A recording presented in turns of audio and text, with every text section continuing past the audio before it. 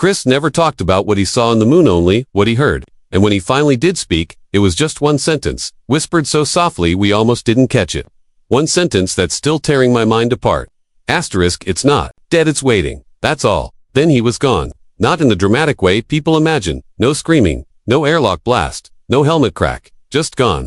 1 second he was standing next to me inside the LRV, adjusting his wristband, and the next, the radio static swallowed his voice like it never existed. No trace. No oxygen leak. No body. No explanation.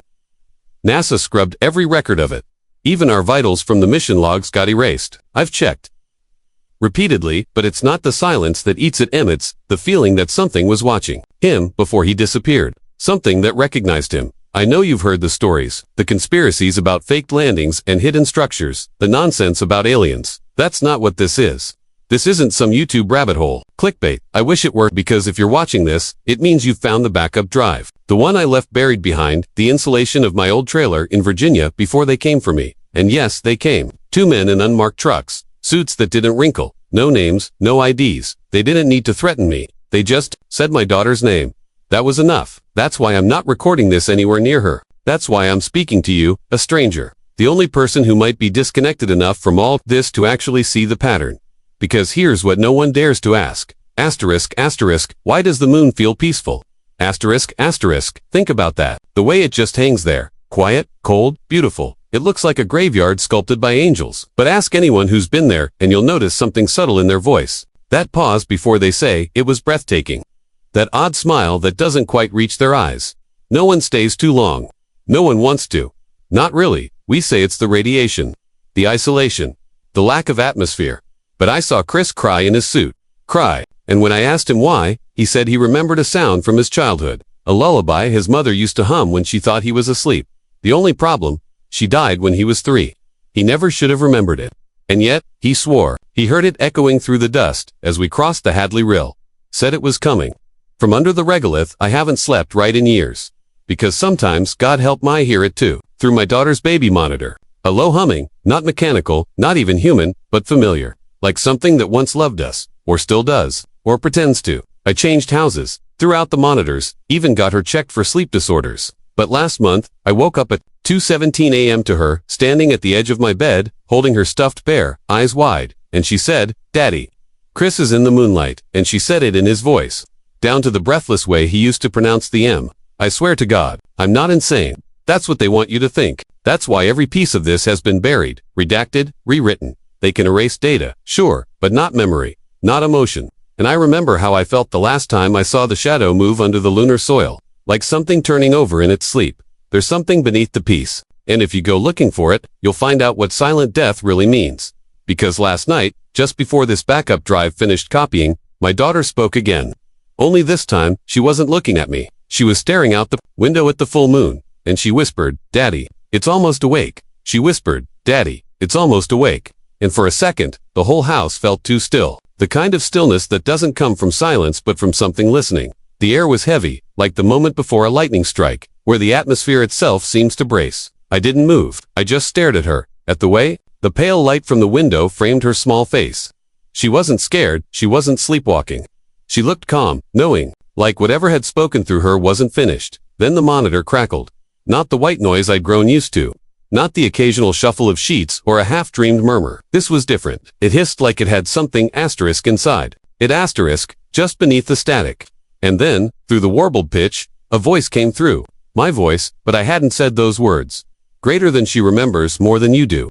That's what it said. Not a glitch, not an echo. Asterisk, a sentence. I've never spoken out loud, but it was me, asterisk. My cadence, my breathing, my tone, only older, tired, like I'd been dragged through something. I didn't survive completely intact. I turned the monitor off.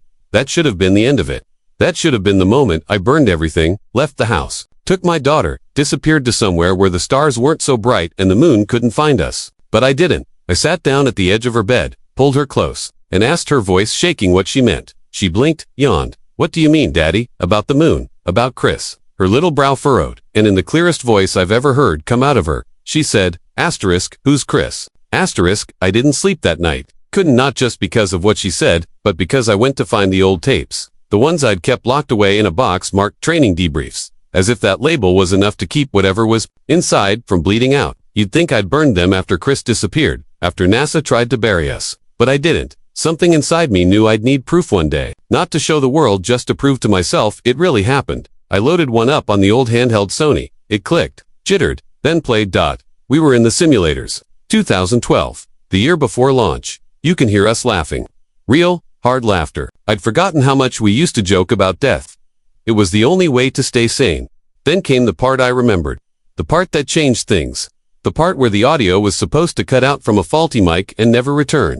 But this time, it didn't cut out. Instead, it whispered, not over us, through us, like something had been recorded inside the tape, but not at the time we'd made it. Greater than you've already gone. James. That's my name. My name. I don't remember hearing it the first time, don't remember anyone calling me that during the tape, but it's there. I rewound it 6 times. Check the waveforms on an audio program. It's not a background noise, not a compression artifact. It's layered like a second conversation. My hands started shaking so bad I dropped the player. The moment it hit the floor, the tape ejected itself. Just popped right out, like something had finished. I left it there and walked out to the porch, barefoot, half mad, convinced this was stress trauma from years of denial finally breaking through. I sat and stared at the sky. The moon was huge, too close, too interested, and I did what I hadn't done in over a decade. I called her. Her name's Marlene. She was mission control support before she quit. Said it was medical stress, but the truth was, she saw the feed, the real one. The one from Chris's vitals and helmet cam. The one that was wiped clean before it ever hit the public servers. She was the only one who believed me back then. The only one who called me after the press conference, when I couldn't stop shaking and couldn't remember the day of the week. She just said, you weren't alone, up there, and hung up. Now, after all these years, she picked up on the second ring. You called, she said. No hello, no surprise. I think it's starting again, I told her. Long pause. Then, you remember the lake house. I didn't. I told her I'd never been to one. Exactly, she said. But I have a postcard. It's signed by you. There's a photo, you're smiling in it. With Chris, your daughter's in your lap. The lake's behind you, and James. Her voice cracked. There's no moon in the sky. Marlene showed up the next day. She looked different. Not older, just thinner in the eyes. That's the only way I can explain it. Like something had hollowed her out over time. Gently, surgically. She brought the photo. I held it. Stared at it, recognized it. I remember the dock, the red thermos, the exact plaid shirt I was wearing. But not the moment, not the event, not how we ever got there. There's a note scribbled on the back in blue ink. Greater than asterisk, we'll go back after it, forgets us. J. I never write capital J's like that. The curve was too sharp. Not mine, but familiar. I asked her how she found it. She said it just appeared in her mailbox 2 weeks ago. No stamp, no address. Just folded inside an envelope with no glue seal. And she's been dreaming again. Same dream every night. She's in a hallway. Can't find the doors. Just mirrors, all reflecting her back, except for one. That one shows the moon, but not ours. It's cracked, like something's been trying to get out. I didn't tell her about the mirror in the hallway closet, about how I noticed the light in it flickering at a different rhythm from the actual hallway bulb, about how, when I moved in front of it, I didn't cast a reflection for a second, just a blink. But it was enough to feel like a lie I'd been living finally blinked back. Things started unraveling fast after that. Missing memories. Days that felt doubled. Conversations I remembered having, but the other person swore never happened. I found a voicemail on my phone from Chris, dated last month, just breathing, and one word, *home. My phone bill had no record of it, but the message played every time I unlocked my screen for 3 days. Then it was gone. Marlene brought printouts of debrief transcripts, redacted, classified, heavily censored.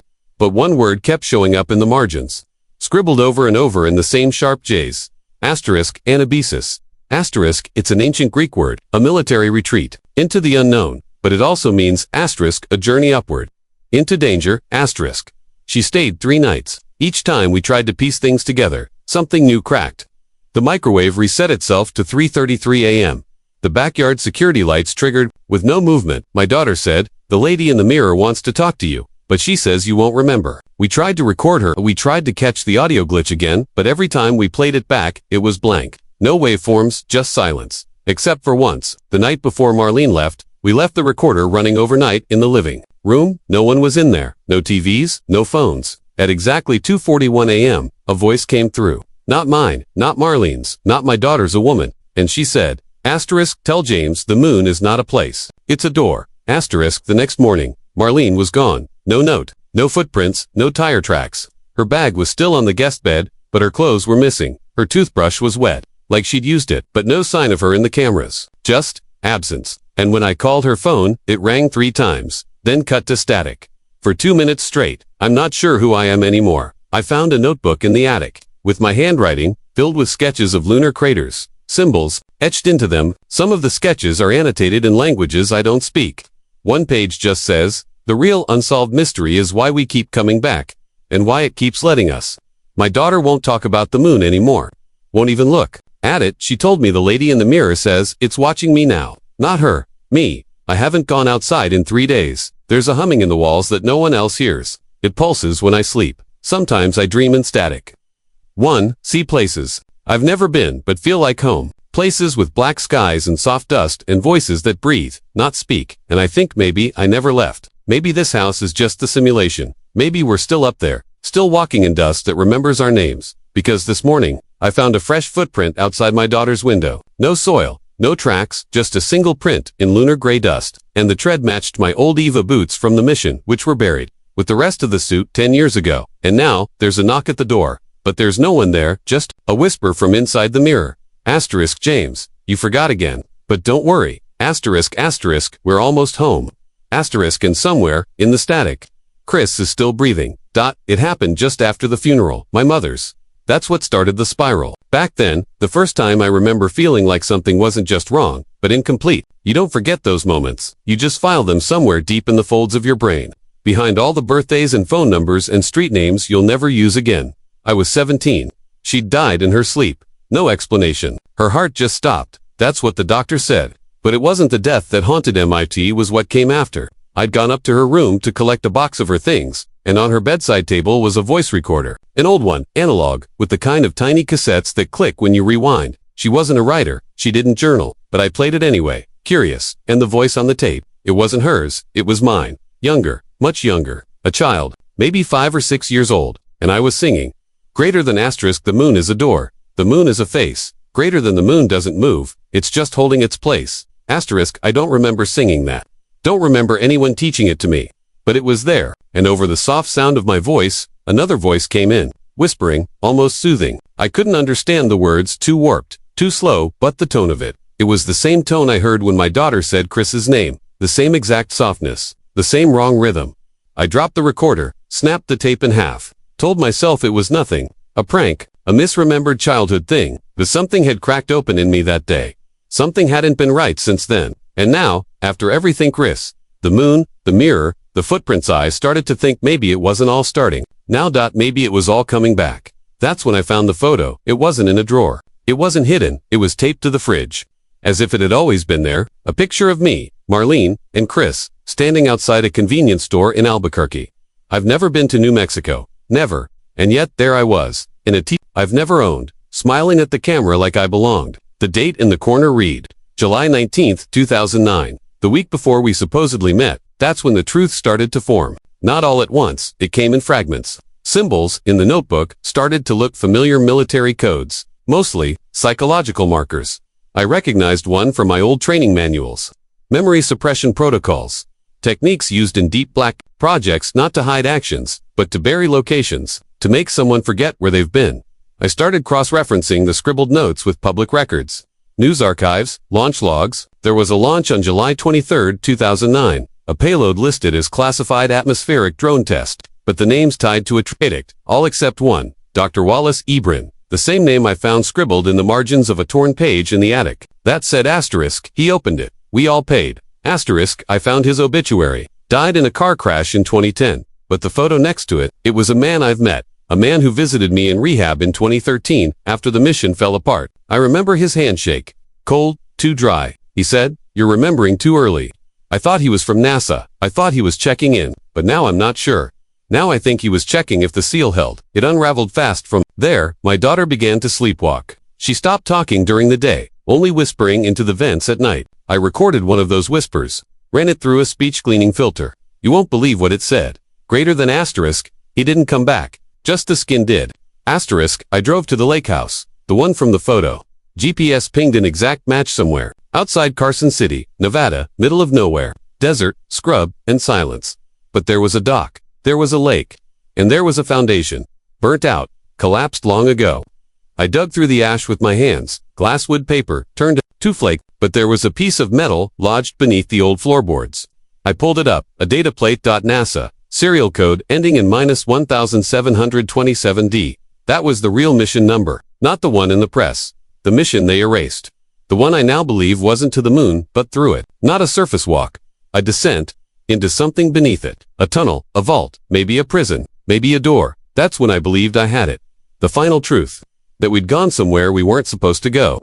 That we'd seen something, and they erased us, hid the records, replaced our lives with shadows and reflections and fake memories taped to fridges like cheap props. I drove back home that night with the plate on the passenger seat, heart racing. I had something real now, tangible, unarguable proof. The hidden truth was exposed, the mystery uncovered. But when I got home, my daughter was gone, and she'd never existed.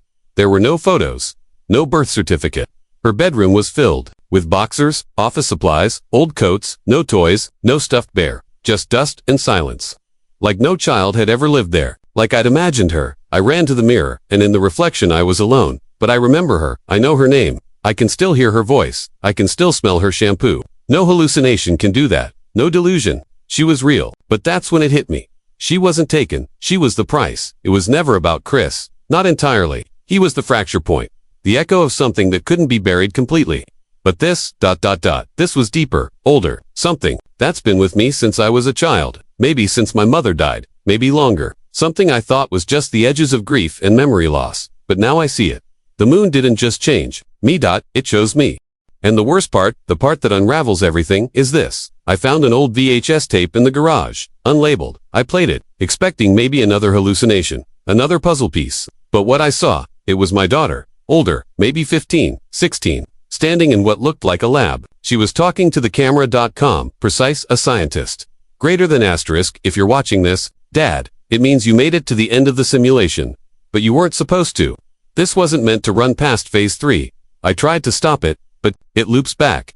Every time. You remember me because the system got lazy with the neural net. You weren't supposed to remember anything beyond version 4, but you do, because you're still you. Somehow, that's why it watches you.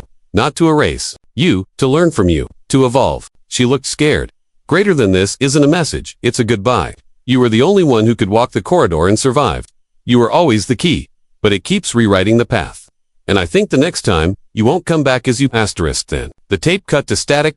And over it, one final phrase. In that same dry voice that once called itself Dr. Wallace Bryn, greater than asterisk, welcome back. James, we've been watching since 1991. Asterisk, the photo, the moon, the whispers, they weren't warnings, they were BREADCRUMBS.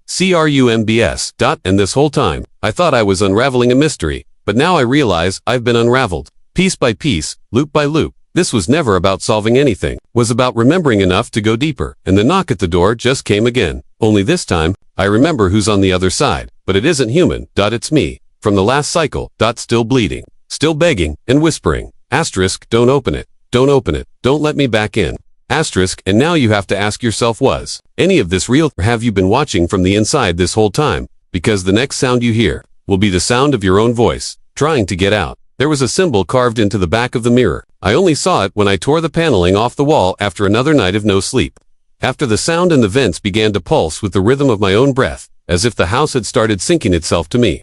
3 concentric circles, interlocked by a jagged line down the center. I knew I'd seen it before but couldn't place it, not at first. It wasn't in any of the mission documents or training archives. It wasn't NASA. It was older, deeper. It lived in the folds between personal memory and something inherited. Then I saw it, again spray-painted beneath the overpass a mile from the house. Same 3 circles. Same fracture down the middle. But this time, it was surrounded by text. Scrawled in uneven handwriting that looked like it had been done in the dark. Asterisk, you were right all along. You just don't remember why. Asterisk, I took a picture. Uploaded it to a reverse image search. Nothing. But 2 hours later, my laptop shut down on its own. When it restarted, all my personal files were gone. All but one, a video. Timestamped 2005. Labalt. Feito. Zero. Asterisk, asterisk, I never recorded it. The video was grainy, distorted, but unmistakable. It showed a group of people, 6 of them seated around a table in a dimly lit room that looked underground. Cinder block walls, a humming industrial light that flickered in perfect 5-second intervals. They were speaking, but the audio was corrupted. Only a few words cut through clearly. Greater than asterisk recurrence event, dream sharing reached 9.6%. James isn't stabilizing. Asterisk one of the figures turned toward the camera.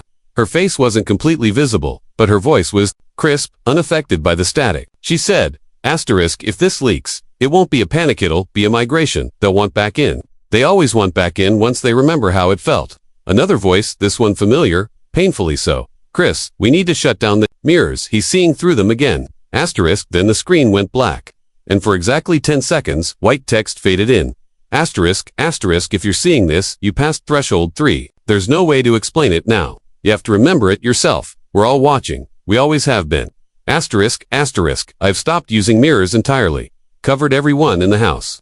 It's not superstition, it's safety. I've seen what they show when I'm not looking at myself, rooms that don't exist. People I've never met. My daughter crying in a hallway I've never built. And last night, for the first time since I lost her, I saw her again. Not a memory. Not a dream. She was there, standing in the reflection behind me while I stared into the blankness of the covered glass. She said, they know you've reached the others. That's how I knew this wasn't just mine anymore. It started small comments under old videos I didn't post. Screenshots from forums I've never visited. Threads titled, he's remembering again, and asterisk cycle 11 is unstable. I started tracing usernames. Most of them were dead links. Deleted accounts, but a few weren't. I reached out to someone who'd left a single comment beneath the Albuquerque photo I uploaded, just 2 words, asterisk seen it. Asterisk they replied within an hour, no name, no location, just a message. Asterisk you're not alone. The symbol isn't just a mark, it's a map. Asterisk I asked for proof.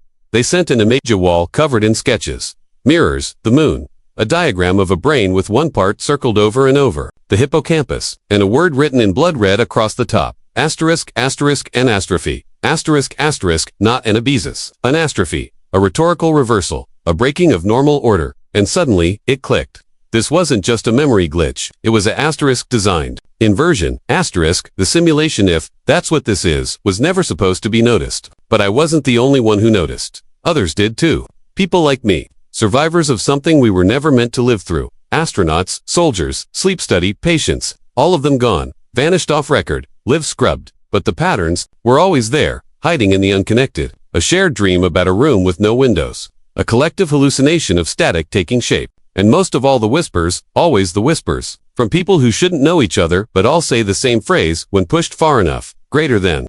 Asterisk you weren't made to remember, but you did anyway. That's when I met him. Asterisk, he didn't give a name. Said names were like locks easily picked when repeated enough. He claimed to be an observer, one of the first who stopped being affected. Not immune, just left outside. His eyes didn't blink when he talked. He said he could only stay in physical form for a few hours at a time, that the rest of the cycle he spent watching from inside the mirrors. That's how they moved between versions through reflective space. That's why they track us. That's why they mimic us. He showed me a symbol I'd drawn in my notebook last week, without knowing why. He said it was the seal. Greater than asterisk, you broke it. That's why you see the others. That's why they let you get this far. You're not being followed, James. You're being studied. I asked him who they were. He smiled, cracked, and said, there is no they. There's only the place you were taken to, and the part of you that never left. Asterisk since then, I've received messages through means I can't explain. Scrambled texts appearing in old voicemails. Images forming in the static of my television. When it's unplugged, one recurring line haunts me the most. Asterisk, what the government never released wasn't a secret. It was a mistake. Asterisk, I believe now that we weren't the first. That others have passed through. That this entire sequence, my memories, my daughter, even the moon itself, is part of a recursive construct built to test limits, emotional thresholds. How far a human mind can be bent before it fractures or ascends. The training wasn't for space. It was for containment. And somewhere along the line, the containment failed. You may be feeling it now, too. The déjà vu. The dreams that seem shared. The old song you swore you'd never heard before but know every word to. The stranger on the bus who calls you by a name you've never told anyone. These aren't coincidences. They're signals. Weak ones. But they're getting stronger. Because the others are waking up, and they're looking for each other. This story, it's not just mine. You've seen the symbol before. You felt the fear before the knock. You know what it means to stare into something that looks like yourself and feel nothing at all. And if you've made it this far, you've passed threshold 1. The second comes when you find the mirror you forgot existed. The third is when it speaks back. I can't tell you what happens after that because I'm not sure I'm me anymore. But the last thing I found before my cameras went black, before my reflection smiled without me, was a folder titled Cycle_0 on an old hard drive buried beneath my floorboards. Inside was a single video, found footage from 20 years ago. It showed me standing at the crater edge, looking down into something that wasn't dark, but alive. And in the background, your voice, saying, asterisk, don't look down this time, just listen, asterisk, and suddenly, everything changes. The story, the memories, the mirrors, the moon. Because maybe, this isn't a message I'm sending you. Maybe it's the one you left for yourself, right before you forgot who you were. There's a room that keeps showing up in my dreams now. I don't think it's a dream. At least not in the way we mean it when we say the word out loud to make ourselves feel safe. This room doesn't shift or bend. It doesn't change when I look away. It's always the same. Gray concrete, a desk with no drawers, and a single chair with a seat worn down like it's held the same weight for far too long. There's no door, but I know how to leave. I just have to sit down. I just have to remember what I forgot. That's the part that scares me, because every time I get close, the walls start whispering my name. Not shouting, not begging, just whispering, like they're afraid I'll remember first. The line between what I am and what I was has blurred beyond repair. I don't know if I'm the man who walked on the moon, the one who came back, or the shadow that slipped in, wearing his skin. But what I do know, what I feel like bone-deep truth is this. Something happened to us out there. Not in space, not on the surface, but under it. Beneath the gray silence, beneath the stillness that wasn't still at all. We didn't find life. That's what we were told to expect. Instead, we found memory. Not ours, not even human. A consciousness that doesn't speak in language or thought, but in mirrors, reflections, echoes. It doesn't reach out, waits for you to look in, and when you do, it learns you, it becomes you. The mistake wasn't in what we saw, it wasn't what we brought back. Every mission since 1971 was about containment, study, observation, and slow, deliberate amnesia. They erased the truth not to protect the public, but to protect reality itself, or maybe just the part of it we still agreed to call real, because there's a version of me that still wakes up in a bed next to a daughter who doesn't exist. A version that pours coffee, checks the weather, and forgets the symbols burned behind his eyelids. But that's not me, not anymore. I've started talking to the mirror again, not out loud, not in desperation, just quietly, like greeting an old friend you can't quite place. And I think it hears me now. It doesn't answer, not directly. But sometimes, when I close my eyes, I hear my own voice coming from inside it, asking questions I haven't thought to ask yet, remembering moments that haven't happened, describing choices I haven't made. One night, it whispered a name I haven't spoken since I was a child. A name asterisk I gave to the imaginary friend my mother said didn't exist. Asterisk. He used to stand outside my bedroom door. He used to hum lullabies through the wall. And he knew things. Things about my future, about the moon, about how the world would end in whispers and mirrors and reflections that didn't look away. I called Marlene again. Her number didn't work, but the phone picked up anyway. And on the other end, through static and silence, I heard breathing, rhythmic, familiar, my own, then a voice. Not hers, not mine. Asterisk, you were the first to come back whole, but not clean. Asterisk, the line cut. The floor beneath me cracked. Not physically, just enough to feel the truth ripple through my spine. We were never supposed to come back whole. That was the point. That's the test.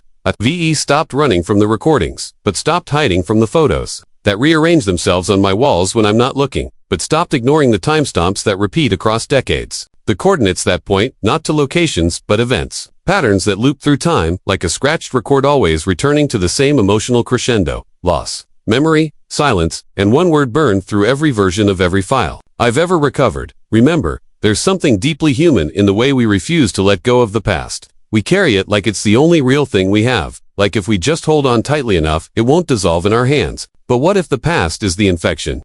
What if remembering is the trigger? What if the only way to be safe is to forget? But I can't forget, because forgetting her means she never existed, and if she never existed, then who's been whispering my name from the closet? The final message came through a shortwave radio I hadn't used in years. The frequency was old analog left behind, in the days before digital sterilized everything. I hadn't turned it on since the crash, since we buried Chris's suit without his body, but tonight, it turned itself on. Through the white noise came a pattern, a tone, then a voice, my daughter's, but older, deeper. Dad, it's a choice now. You can wake up, or you can go back under, but you can't do both. And then I remembered the room, the chair, the absence of a door. I'm sitting in that chair now, not metaphorically, really sitting in it. I don't remember how I got here. I don't remember what I lost to arrive. But I remember why, because this was never about solving a mystery. It was about choosing what kind of person I am in the face of something that doesn't want to be understood. Something ancient, patient, that waited for me to turn inward, To face the cracks, not just in the world but in myself. It waited for me to ask not what happened, but asterisk, why did I need to believe it didn't? Asterisk, here's my confession. Not to you, to me. I saw her in the crater, my daughter. Before she was ever born, I saw her looking up at me. From beneath the dust, eyes wide with understanding. She whispered a song I used to hum when I was 5, one I never told anyone about, not even my wife. And she said, asterisk, you brought me back with you. But you left the rest of yourself behind. Asterisk, so here's the choice. To remember what that means, to pretend none of this ever happened, to be whole or to be safe, because if I choose wrong, I bring it with me. This is the moment before the choice. This is the last flicker of light. Before the reflection becomes me. This is the silence before the voice. Inside says something I'll never be able to unhear. This is where you decide. 2. Because if you've followed me this far through the symbols, the whispers, the faces in the glass, you already know, it wasn't just a story. You felt it, didn't you? That thing behind your eyes. That flicker of doubt when you looked in the mirror this morning. That voice you thought was yours, whispering a memory you never lived. This isn't the end, this is the first time you're really awake. So take a breath, look closer, and ask yourself, what part of you remembers this, even though it's the first time you've heard it? Because somewhere beneath the silence, something ancient is still whispering, waiting, and it knows your name. 2. Asterisk, thank you for watching. Don't forget to like, share, and subscribe for stories you were never meant to hear. Until next time, remember, some truths don't want to be found. Asterisk.